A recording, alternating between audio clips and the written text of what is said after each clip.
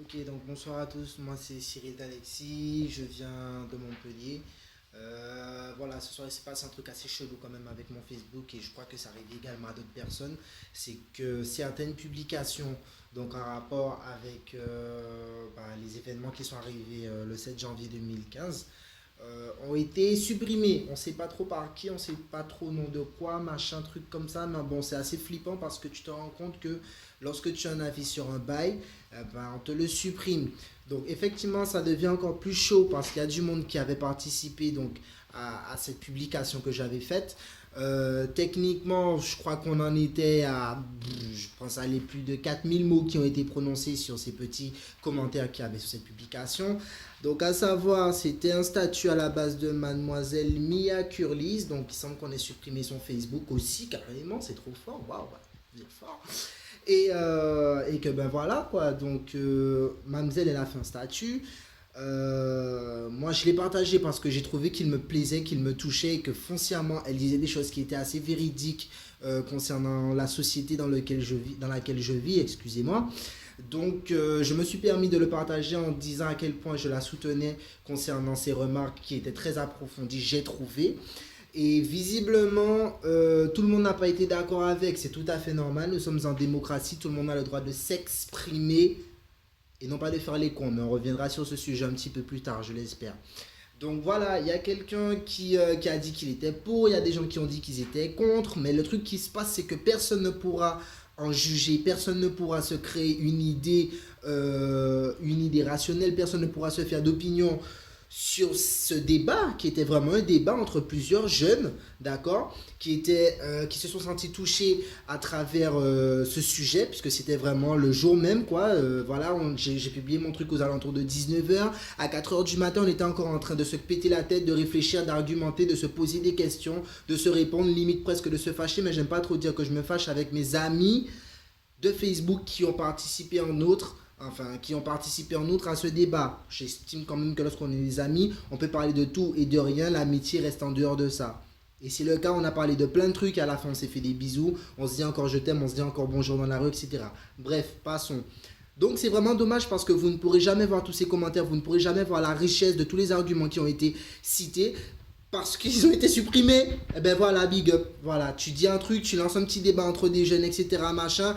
Chacun y met son petit avis. Perso, je vous donnerai le mien aussi en profondeur parce que je pense que j'avais des choses à dire, des choses à afficher sur mon Facebook, mon putain de Facebook qui m'appartient à moi, sur lequel je peux techniquement publier des choses, donner mon avis, écouter les uns, rétorquer sur certains avis qui ont été exprimés, etc. Il n'y a pas de souci, mais je ne supprime aucun des commentaires parce que chacun est libre de s'exprimer, parce que c'est ça une putain de démocratie. PS, je ne suis pas musulman, je bouffe du cochon et j'ai énormément de respect pour les musulmans. J'ai des locks, ok? Donc là, je vous donne juste mon avis sur cette question. Donc, voilà, mademoiselle Mia Curlis, elle a publié un statut donc, sur cet élan, selon moi, hypocrite de soutien aux valeurs républicaines qui sont mentionnées dans le hashtag Je suis Charlie et auquel je m'oppose également. Voilà, je commence maintenant à vous dire un petit peu ma position sur ce truc. Position qui, je le rappelle, a été fuckingment, néologisme, supprimée de mon Facebook aujourd'hui même. Voilà, je rentre chez moi, habitant, je me dis, tiens, allez, laisse-moi un petit peu refaire un petit peu mon état d'esprit sur la situation dans laquelle on vit en ce moment, machin, sur la situation dans laquelle on est en ce moment. Et ben non, la publication n'est pas accessible tout simplement parce qu'elle a été supprimée. Big up, moi je dis big up. Donc voilà, retour sur le sujet. Faut savoir que primo, je suis conscient de la valeur qu'a la vie. J'estime que c'est dégueulasse de tuer quelqu'un. La mort, c'est dégueulasse. Donner la mort, c'est vraiment dégueulasse. Par contre, il y a un truc qui est encore plus dégueulasse, je pense, puisque c'est clair que mourir, c'est l'extinction de la vie. D'accord. Le bail, c'est que lorsque tu pourris la vie de certaines personnes avec des mots, des dessins, des lyrics à 2 balles qui n'ont vraiment aucun fond selon moi. Voilà, ça c'est vraiment manquer de respect à certaines personnes. C'est tout aussi dégueulasse de pourrir la vie des gens avec des mots ou des caricatures. Et pour preuve, vraiment différentes affaires au cours de l'histoire qui ont eu lieu à cause de mots qui ont été cités. Je peux vous donner l'exemple de DSK, je peux vous donner l'exemple de l'affaire Dreyfus, je peux également vous donner le nom. Il y a une affaire qui a eu là, c'était l'affaire Jean Reyne, c'est une des premières affaires de diffamation qui a été reconnue, ok? C'est vraiment dégueulasse, avec des mots, oui. C'est très simple. Certaines personnes, elles publient des photos où tu vois un mec en train de crier d'un côté et de l'autre côté, tu as une arme. Eh ben oui, la parole est une arme. Et une arme, ça fait quoi? Ben ça tue. Donc tu as certains mots qui peuvent blesser, voire qui peuvent pousser des gens à carrément aller se suicider ou aller buter des gens.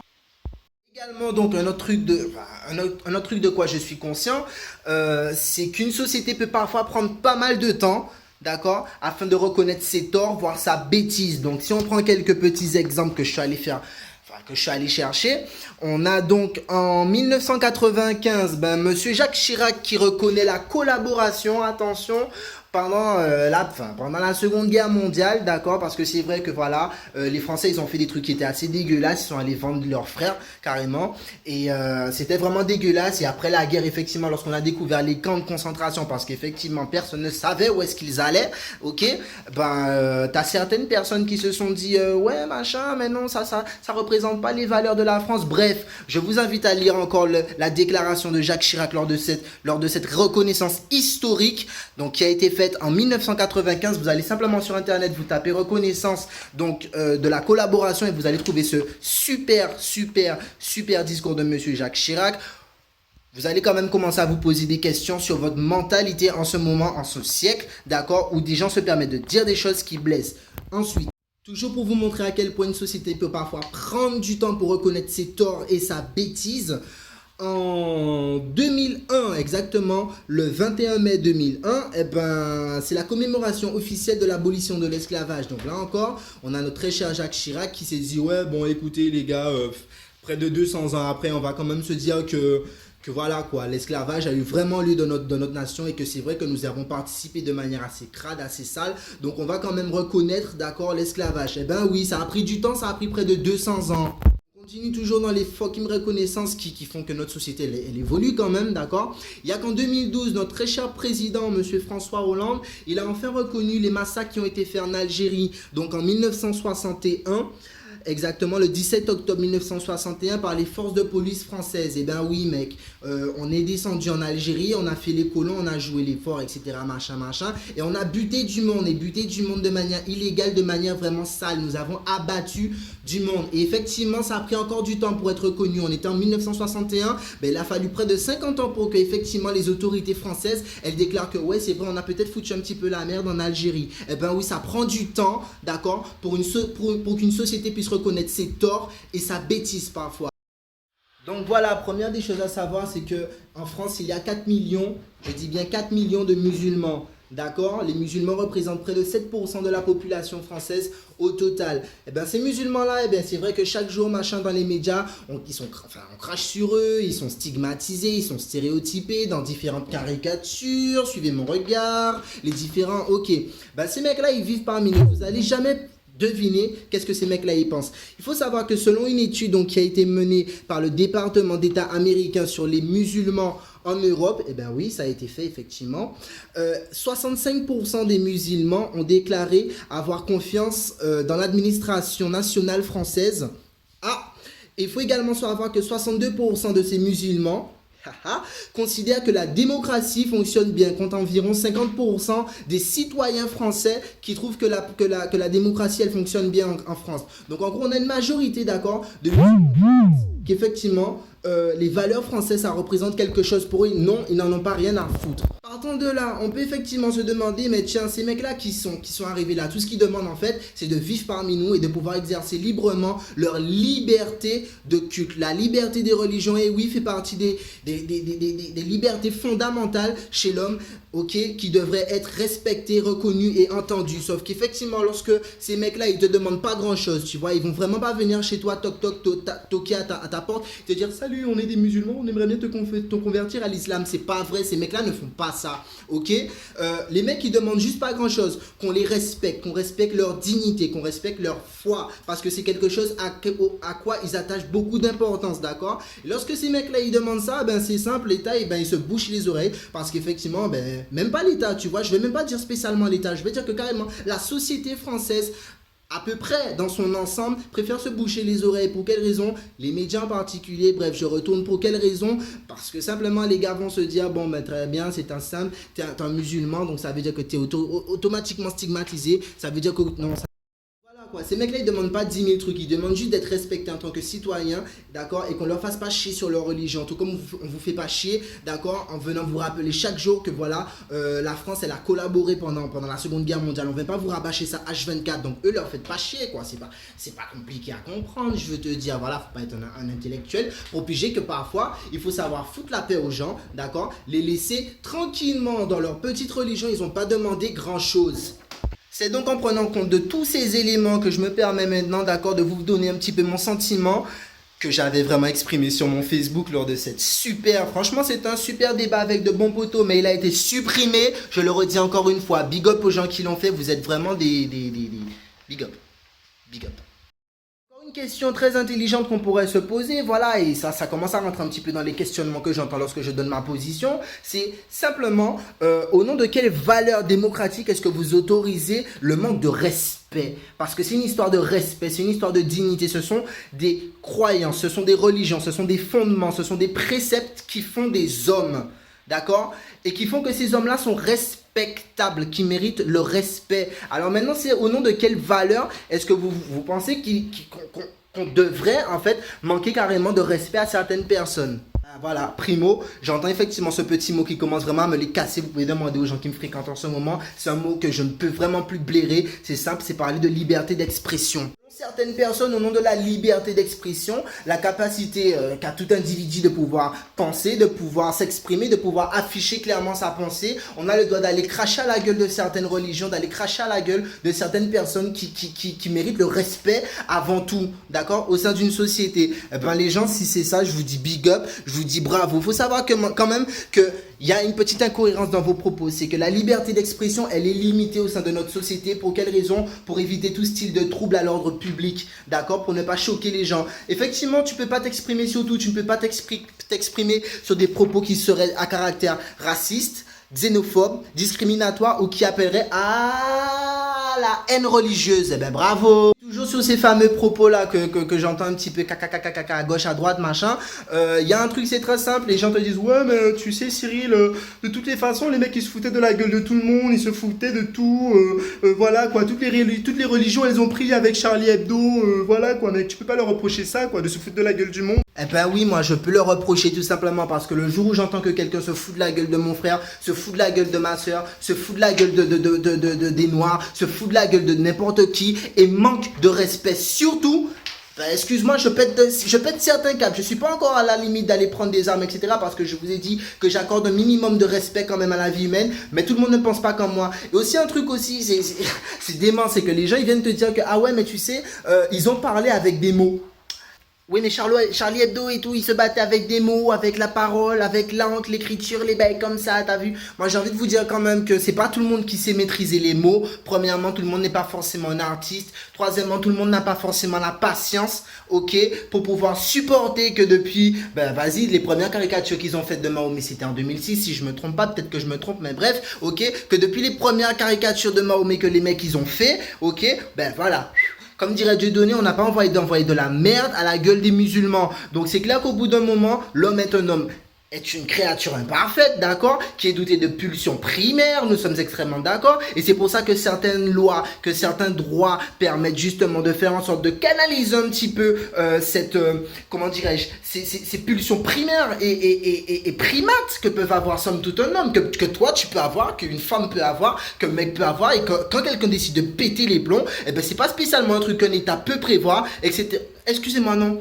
On peut le prévoir, en fait, ouais. Il suffit simplement voilà, tu vois, t'as vu, de dégager un petit peu l'oreille, de porter un petit peu attention et de se dire, putain, oula, c'est vrai quand même que notre société, on les traite assez mal, quoi, tu vois, dans le fond. C'est vrai que quand même, notre société, on dit des trucs dégueulasses et qu'on autorise certaines choses qui sont extrêmement dégueulasses envers des communautés et que tout ça, eh ben, on le laisse faire pour quelle raison? Parce que big up la liberté d'expression et big up la liberté de presse. Ce qui est arrivé le 7 janvier aurait pu être évité. Il y a beaucoup de gens qui te disent que ça aurait pu être évité parce que les médias n'ont pas assez ouvert justement leurs petites oreilles, qui sont restés concentrés sur leurs putain de petites personnes et que maintenant, eh ben voilà, tu as tout un pays qui est en train de friser vraiment la guerre civile et c'est vraiment dommage parce que la France, elle a des valeurs, parce que nous, on prône certaines valeurs, mais que effectivement certaines libertés d'expression, non, je dirais plutôt que la limite entre les libertés, d'accord, est quelque chose de trop flou au sein de notre société. Donc maintenant, peut-être parce que j'ai dit ça, je me retrouve avec un foutu commentaire à la con, ok, qui a été effacé avec un putain de statut sur lequel on débattait avec des poteaux, qui a été supprimé parce que j'ai simplement proposé, ok, que voilà, et ben que on se remette un petit peu en question la société française parce qu'il n'existe aucune société qui est parfaite. Je vous l'ai dit, il a fallu 200 ans pour qu'on reconnaisse que putain de merde on n'a pas participé à l'esclavage. Je vous le redis, il a fallu près de 50 ans pour qu'on reconnaisse que voilà, et bien voilà, on a fait des massacres en Algérie, etc. Et que voilà, il a fallu que en 2012, et bien Hollande ils le disent que voilà, c'est vrai qu'on a fait les cons. Une société elle prend du temps, mais lorsque certaines personnes elles poussent au débat, ok, ben voilà, sur Facebook, et ben ça supprime un putain de commentaire, ça supprime des débats et merde, ce sont des jeunes qui s'expriment quoi, putain. C'est pas comme si je te disais de regarder un putain de débat télévisé à la con qui est entièrement dégueulasse, d'accord, où on te dit voilà, ouvre ta gueule, et enfin ouvre les oreilles, ouvre les yeux, ouvre le nez même si tu veux, mec, tout ce que nous on veut te faire croire, tu vas l'ingurgiter d'une manière ou d'une autre. Là, on est sur quand même un réseau social qui nous permet de nous exprimer, ok, sur un putain de point. Eh ben non, ça part en couille tout simplement parce que tu t'exprimes. Je trouve ça dégueu. Merde. Ah non, mais là, je savoure. Je viens d'exprimer quelque chose de vraiment profond, bordel. Ça faisait une semaine que c'était là, quoi. Donc, rendez-vous quand même compte que je pétais un câble intérieurement et qu'il faut que ça sorte d'une manière ou d'une autre, ok. Donc voilà, moi les trucs que je condamne quand même, ok, c'est qu'on est une belle société. La société française a de magnifiques valeurs. Je suis un Antillais, d'accord, et athée voilà, c'est comme ça, c'est mon choix, etc. Mais qui a le sens du respect. Quand j'étais petit, t'as vu, voilà, ça arrivait parfois qu'on... Ah mais pourquoi tu bugs toi? Moi je t'ai dit, tu mal pour ta maman qui a commencé à venir spoiler au monde, frère. Bref, donc je disais... Quand j'étais petit, ok, et que c'est vrai, on se tapait dessus, on avait des petites dissensions et puis on arrivait sur les mains assez facilement, blablabla, blablabla. C'est vrai que tu avais des filles, tu vois, qui venaient t'en foutre plein la gueule. Elles venaient, elles te disaient plein de trucs dégueulasses, plein de trucs bien moches sur ta personne, t'as vu? Et que toi là, comme un petit con, tu vois, sur le coup, tu maîtrisais pas encore totalement tes pulsions. C'est vrai, voilà, tu étais encore jeune, machin, et du coup, tu répondais de manière primate. J'avoue, c'était dégueulasse, mais on se tapait dessus, ok? Et là, la meuf qui t'a envoyé plein de trucs cons à la gueule, elle venait te dire, ah mais tu sais, j'ai parlé avec ma bouche, machin, et puis je t'ai même pas tapé d'abord. Mais putain, les Français, vous faites exactement la même chose là. Vous faites exactement la même chose. Vous arrivez à déclencher des choses, et après de vous démarquer en disant, ouais mais oh les gars, nous on n'a rien fait. Hein. Oh, nickel, hein, nous on n'a pas cherché la merde, on a juste marqué des petits mots, machin. Je leur ai dit les gars, il y a des mots qui peuvent blesser. Il y a des mots qui peuvent je sais pas, quand tu vois, on n'a pas spécialement envie de voir des gens pleurer. On est une société, d'accord, qui prône des valeurs bien plus belles. On veut voir de la gaieté, on veut voir de la cohésion sociale, on veut voir des blacks, blancs, beurre, arabes, chinois, tout ce que tu veux, ok, rassemblés et représenter fièrement les valeurs de la France. Parce que voilà, c'est magnifique quand même d'avoir une société où on peut s'exprimer. Mais manquer de respect, c'est dégueulasse. C'est vraiment dégueulasse. Donc voilà, c'est par rapport à tout ça que je le redis encore une fois. On peut tout dire dans notre société, mais tout n'est pas vraiment forcément bon à dire ou bien bon à entendre. Voilà, donc partant de là, je réagis encore, je vous le redis, bien violemment parce qu'il y a des... Je ne sais pas qui est derrière ça. Je ne sais pas si c'est un truc de l'État. Je ne sais pas si ce sont des personnes qui n'ont pas spécialement aimé mon statut, ok, et qui sont venues publier sur ça. Mais moi, personnellement, ça me fend les couilles. Ça me fend vraiment les couilles, ok, qu'on me dise que, voilà, on supprime ton commentaire, enfin, on supprime ton statut, on supprime ton post, et tous les commentaires qu'il y avait aussi, du coup, ils ont été supprimés, ok. Il y a plein de personnes qui se sont exprimées en oui ou en non, en pour ou en contre les événements de Charlie Hebdo. Des gens qui se... Voilà quoi, il y a eu plein d'idées qui ont été émises par des jeunes. Je le répète encore une fois, c'était vraiment des jeunes qui se sont sentis impliqués, qui se sont sentis touchés, atteints par ces événements. Parce que c'est vraiment crade, on va pas se mentir sur ça, c'est vraiment crade, d'accord ? Ben non, ben voilà. En une nuit, il y a peut-être des gens vers qui j'aurais pu... Des gens qui seraient venus me poser la question, je leur aurais dit, écoute, fais-toi ton propre jugement en allant voir ces commentaires, en allant voir... Voilà, ok. Moi, techniquement, j'avais mis tout ce que je pensais. Donc, toutes les minutes que vous avez vues là, ben, c'est tout ce qu'il y avait dans le statut. Et bien là, du coup, moi, ça m'a foutu les boules, d'accord. J'ai commencé à faire cette publication de 19h.